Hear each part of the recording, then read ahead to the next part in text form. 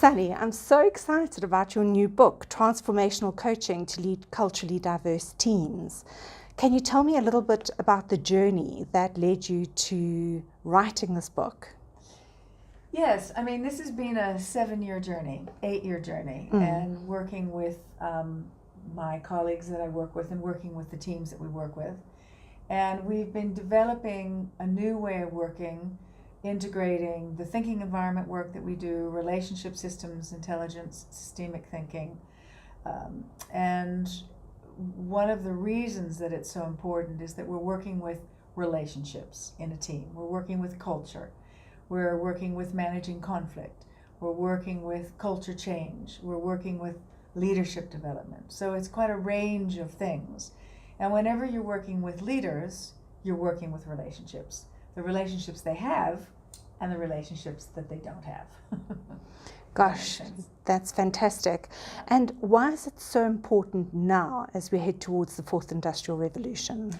It's really important now because we're moving into a situation where young kids are growing up and they are losing the interpersonal skill development that we had growing up because they're working on iPads at school, they're working with their cell phones. You see people when you go out to dinner in restaurants, you see it in organizations where people are just on their machines.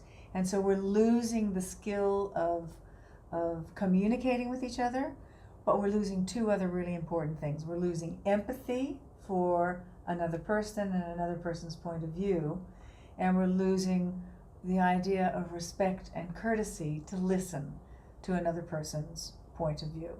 And when you're working with teams in an organization, there's lots of diversity in every country in the world now in teams. Teams are more and more, we have so many different cultures, integrating into whether it's from immigration or whether it's from people traveling and taking jobs in other countries. We have diversity of thinking, we have diversity of experience, we have diversity of skill. Then we have racial, gender, cultural diversity, linguistic diversity, and people don't know how to talk to each other. So one of the first things that breaks down in a team is that ability to communicate with each other in a way that they are willing to listen to what the other one has to say. And so what happens is we end up with conflict, we end up with confrontation, where we should be harnessing the ideas that come from the cultural diversity within which we're working.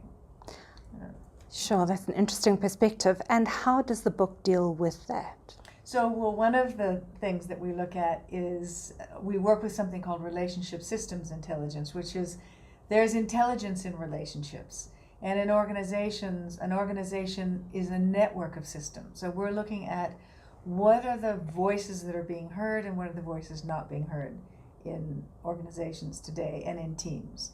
And so often there are dominant voices and then there are the voices that are not heard at all in the team. So we try to bring in all the voices so that all the ideas can be heard and worked with. So